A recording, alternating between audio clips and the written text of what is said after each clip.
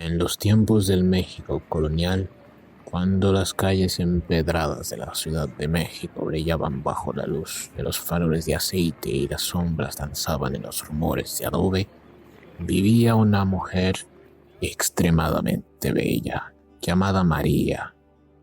Su piel era como de porcelana, sus ojos negros como la obsidiana reflejaban la luz de la luna, y su largo cabello azabache caía como una cascada sobre sus hombros. Vivía en un modesto barrio de la ciudad donde las casas se apiñaban unas contra las otras y los vendedores ambulantes pregonaban sus mercancías desde el amanecer hasta el ocaso. María no era como las muchachas de su época, mientras sus vecinas se conformaban con pretendientes de su misma condición social. Ella soñaba con algo más. Su belleza era tal que atraía las miradas de todos los hombres, desde los más humildes artesanos hasta los más acaudalados españoles que pasaban por su barrio. Sin embargo, ella mantenía sus aspiraciones en alto, convencida de que su hermosura le permitía ascender en la rígida estructura social de la Nueva España. Un día, mientras lavaba ropa en el canal de la Viga, como tantas otras mujeres indígenas mestizas, captó la atención de un apuesto caballero español.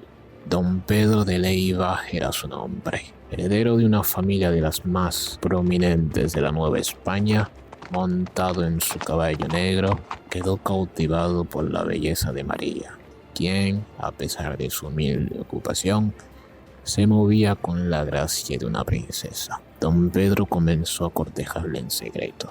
Le traía regalos, finos vestidos de seda, joyas relucientes, perfumes franceses. María deslumbraba por estas atenciones y, genuinamente enamorada del gallardo español, se entregó a esta relación prohibida. Pronto, fruto de su amor, nacieron dos hermosos niños que heredaron de la belleza de su madre y el porte aristocrático de su padre. Durante varios años, María vivió en una burbuja de felicidad.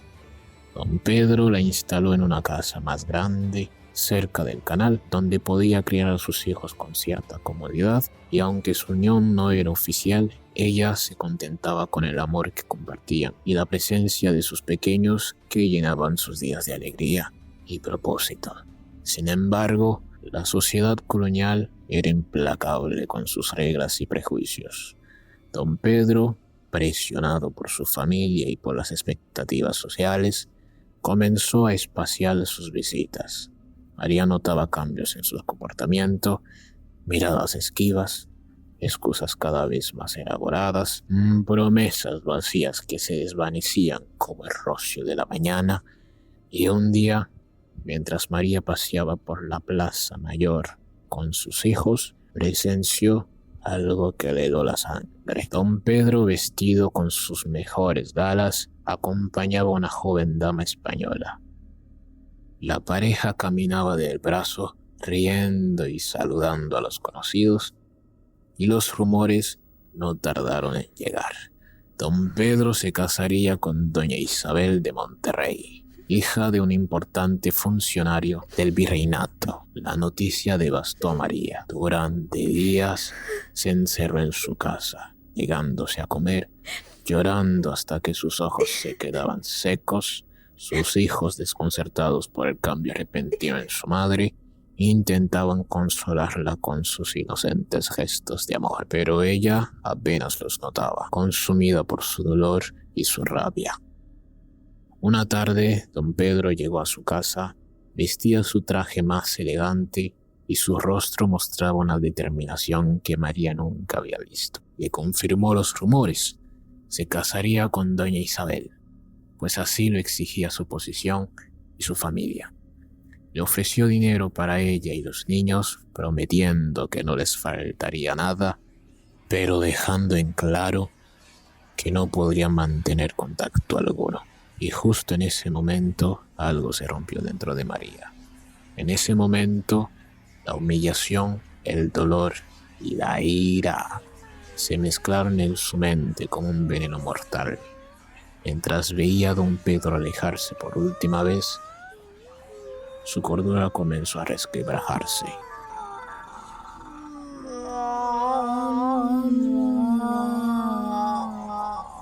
Los días siguientes fueron una nebulosa de dolor y pensamientos oscuros.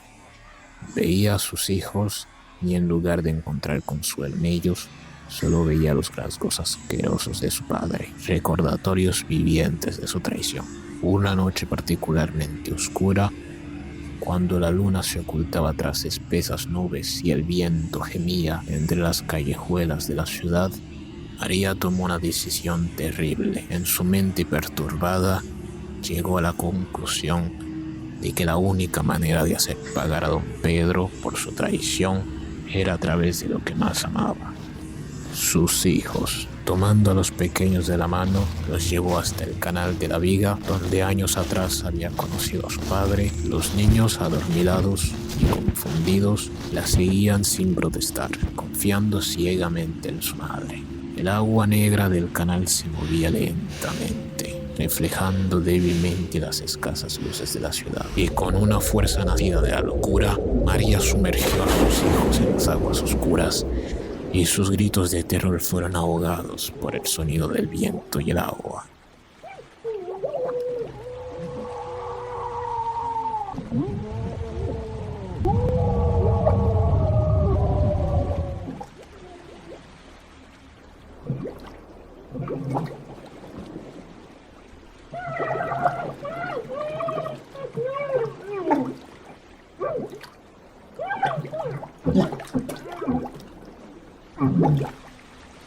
Cuando finalmente soltó sus pequeños cuerpos, el canal los arrastró lentamente, como si la propia naturaleza estuviera horrorizada por el acto que acababa de presenciar. En el momento en el que el último burbujeo se desvaneció en la superficie del agua, María recuperó la cordura, y el horror de lo que acababa de hacer la golpeó con una fuerza demoledora y gritó.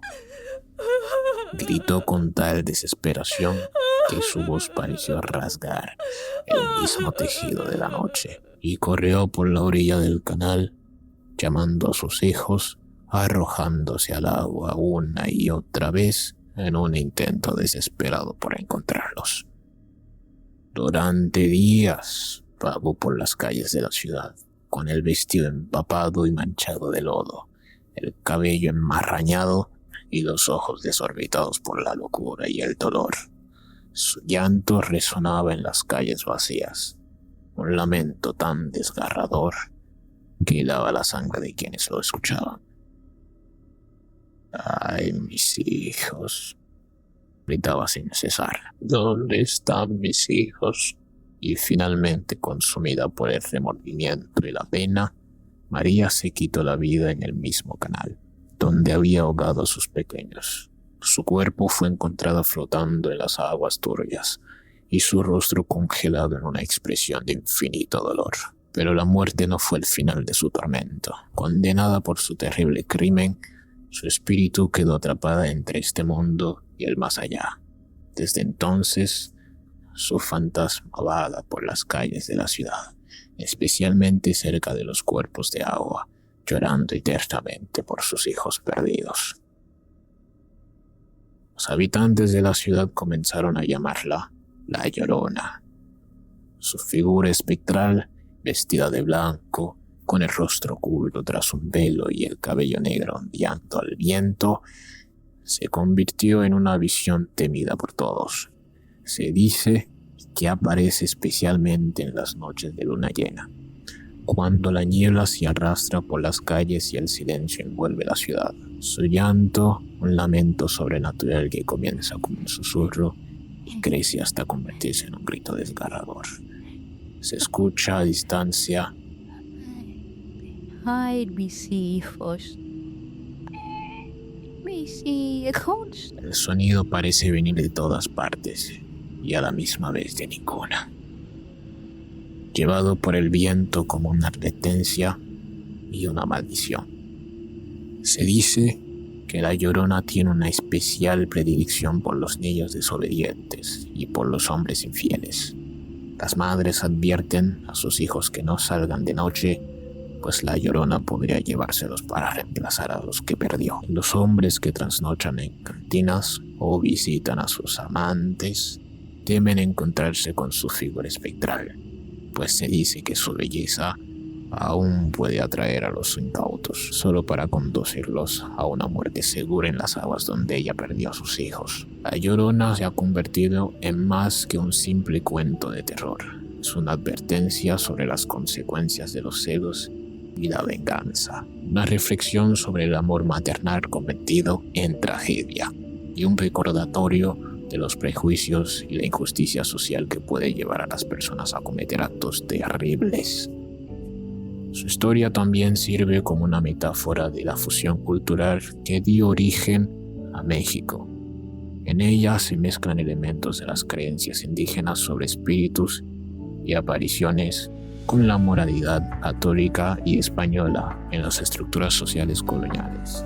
Y así, mientras la noche cae sobre las ciudades y pueblos de México, muchos juran que aún se puede escuchar su lamento eterno, recordándonos que algunas historias nunca mueren y que algunos dolores son tan profundos que trascienden la muerte misma, y que algunas lecciones son tan importantes que deben ser contadas una y otra vez, resonando a través de los siglos como el llanto inolvidable de la Llorona.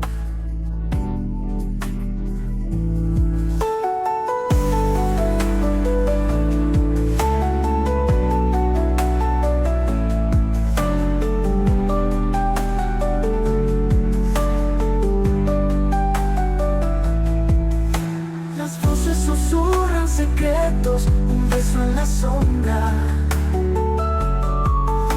Quien sueñe sin ver caerá en la trampa de nunca volver. Las voces susurran secretos, un beso en la sombra. Quien sueñe sin ver caerá en la trampa de nunca volver. Las voces susurran secretos, un beso en la sombra. Quien sueñe sin ver, quien sueña sin ver, caerá en la trampa.